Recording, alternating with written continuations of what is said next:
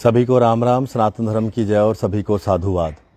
जो कल एक बड़ा हमला हुआ हमारी आर्मी की गाड़ी के ऊपर, जो कि कठुआ डिस्ट्रिक्ट के मशेडी के आगे बड़नोता इलाका पड़ता है, वहाँ पर हमला हुआ है।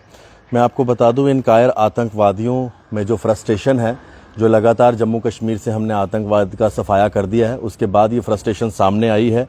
और आपने देखा किस तरह से कल आर्मी की गाड़ी के ऊपर इन्होंने हमला किया और इसके अंदर हमारा बहुत बड़ा नुकसान हुआ है। हमारे 5 आर्मी के शूरवीर जो हैं वीरगति को प्राप्त हो गए। मेरी तरफ से उन सभी को श्रद्धांजलि है। देखिए, हम Indian army, Jammu Kashmir police, CRPF या कोई भी सिक्योरिटी फोर्सेस के हमारे जो शूरवीर होते हैं, हम उनको किसी तरह का कोई भी कहें कि हम उनके ऋणी हैं। वो हमारे लिए अपनी जान की कुर्बानी दे देते हैं यहाँ पर आकर, और हम उनके लिए कुछ भी नहीं कर पाते। मेरा सल्यूट है उन 5 शूरवीरों को, उन 5 शूरवीरों के परिवारों को। और मैं एक बार फिर से मोदी सरकार को कहूँगा कि इस पाकिस्तान को अब सबक सिखाने का समय आ चुका है।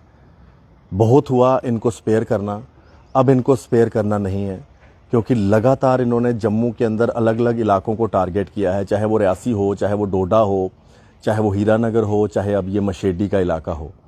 और मैं उन लोगों को भी कहूँगा कि शर्म आनी चाहिए उन लोगों को जो इस देश में रहते हैं, इस देश का नमक खाते हैं, इस देश से ही उनकी पहचान है और इसी देश के लिए गद्दारी करते हैं, सिर्फ 1-2 हज़ार रुपये के लिए।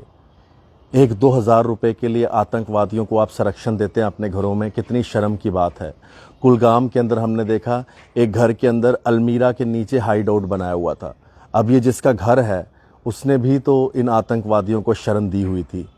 ऐसे लोगों के ऊपर कड़ी कार्रवाई होनी चाहिए, कड़ी से कड़ी कार्रवाई होनी चाहिए। और जो लोग आतंकवादियों को शरण देते हैं उनको भी एज ए आतंकवादी ही ट्रीट करना चाहिए।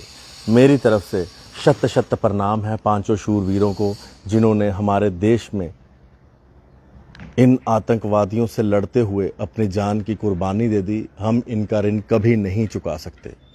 गुस्सा तो है, लेकिन इस समय मन बहुत भावुक है हमारे इन 5 शूरवीरों की, जो ये वीरगति को प्राप्त हुए हैं। बड़ा दुखद समाचार है।